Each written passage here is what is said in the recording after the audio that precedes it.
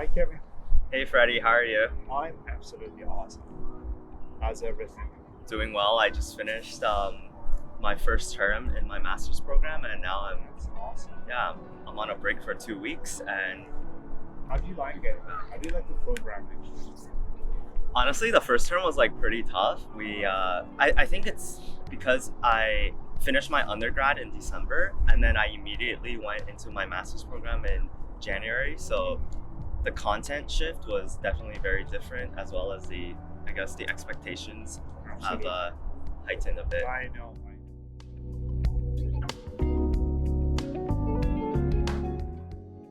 Now, we would like you to explain a little bit about Okay.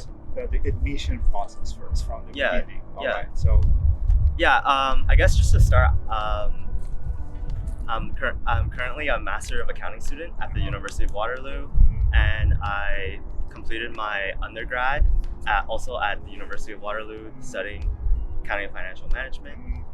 So you were mentioning that you wanted to know about the admission process, right? exactly. Okay. From high school, for Yeah. example. to Yeah. university. So from what I recall, high school is from grade 9 to grade 12, and we really get serious about admissions in grade 12, obviously, when the marks matter and the universities want you to submit all of your transcripts and stuff to them. So honestly, that was like when we really did care about marks. I think up to grade 11, people were just mainly like Let's have fun. building habits, let's have fun, building habits, and then in grade 12 was like really crunch time. So I think, my admission process was like very simple. So I think in around November, December, I started applying through the university, Ontario University Application Center, and then come like May or like the spring, they started handing out admissions. But specifically, Canada university programs are pretty simple in the sense that there aren't a lot of like extra things that you have to do, such as writing essays or doing interviews or anything like that. Most of the time, you're just applying directly to the school with your transcript, and you see a result whenever it comes out.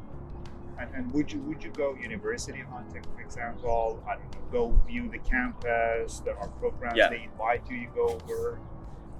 Yeah, okay, 100%. I would recommend you go look at the universities, learn about the universities. One thing that we have in high school is the university fair, where I think they do it in this really nice convention center in downtown Toronto, and essentially all of the universities gather, as well as colleges, and I think also the military, and you basically have this really great opportunity to spend a day and learn about all the universities that you may be interested in, or potentially post-secondary schools that you never heard of, and they have like representatives to explain all of these things to you. And I think it's a really great tool if you don't really know what you want to do, and maybe they can give you some ideas of programs that you might be interested Yeah, in. that's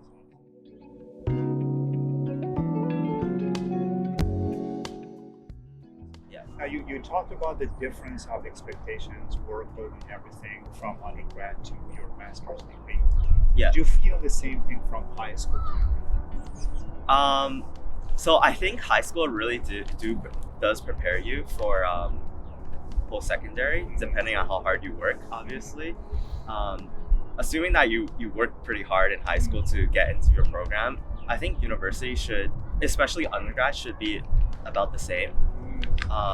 In my experience, so in undergrad, I had 4 courses every term, and I basically used the same strategies and tactics that I did in high school to study for my tests, to review, and to, And the get question: marks. do, Yeah. do you need to do a lot of studying? Do Okay. you have quizzes, assignments?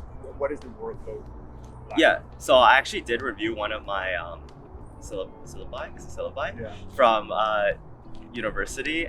So it was my tax course, and basically there's a lot of different components, and I think this does really vary depending on the program you're in. So I'm in a more business-like program, whereas other people may be in science programs or math programs, and so that structure may be different. So for example, mine, I had individual assignments, group projects, a midterm, and an exam. And I think that's kind of the most common type of mark breakdown distribution that you would see in a lot of But it courses. is not like you're on your own, go study your textbooks at the end of the term or the semester. There's an examination, you'll take that when you're done. Yeah, no, there's definitely usually exams won't be more than like 45% of your grade. In my experience, I've never had an exam worth more than that. And so where's the other 55% coming from? It's coming from your participation in the class, it's coming from how well you're working with the group and your presentations with the group, or Quizzes, it's your perhaps. quizzes, Yeah. individual assessments. I'm assuming that if you're in like a science program or a math program, it's probably more heavily weighted towards those examinations and tests and stuff. But yeah, it will never be just like 100% on the final. Okay. Yeah. No, that's good to know.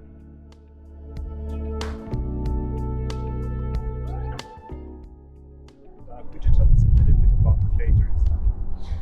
Okay. No, because Yes. this is something, it is crazy. People, some of my students, they talk to me, and whenever we talk about plagiarism, they ask me, Freddie, how much plagiarism is allowed in Canada?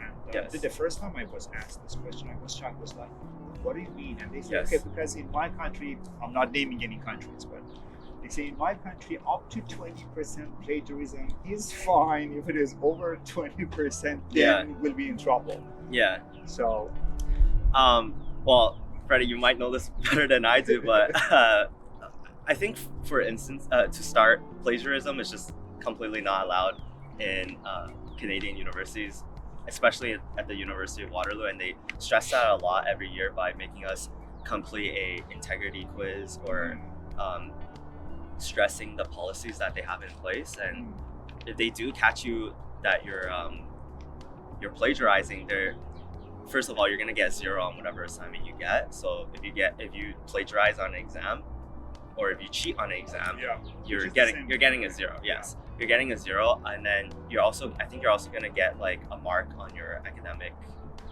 transcript. Yeah, And- I think it is called dishonorable fail. Yeah, Because it is yeah, will be mentioned on your transcript. yeah. And I think if you get a certain amount of those integrity dishonorable fails, you could potentially get kicked from the program, and no one wants that to happen, right? Of course. Obviously, like if you're like doing a research project, if you need to quote someone, you can quote someone and you have the proper citations. But yeah, plagiarizing is not yeah, allowed. in your yeah, of course. But in your experience, is it common? So in my program, especially, we have Turnitin. The program Turnitin, and that's basically a plagiarism checker.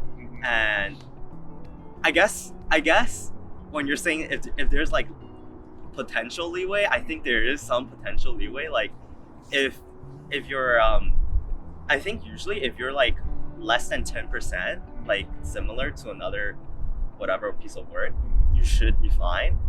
But I would not suggest anyone to just go out and just copy word for word. Don't Yeah, do don't do that. Don't do Don't it. do that. Don't do it. Like if by fate it's like the same, usually through the plagiarism checker, you're not gonna have like the same piece of work. Like it's usually gonna be less than like 10-15%, so you're gonna be fine. So, but yeah, I would not recommend.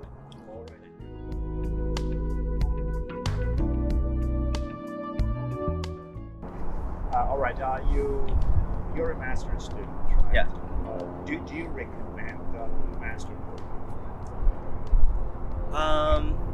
I think it really depends on what you're trying to do. And for example, my sister completed a undergrad in urban planning, and then she worked after she graduated for a year or two, and then she decided to pursue a master's degree because she wanted to elevate her you know, she wanted to get to a higher position potentially, right? And so I think that's what you really need to consider is don't just take a master's for the sake of it, but really understand why you're taking a master's, how it will benefit your future, and if it will benefit your future. Because I see a lot of people just going into a master's right after their undergrad without doing any work, and then, you know, they don't even know why they're doing a master's. So I think you should really consider it, because it is a lot of time and money to do a master's.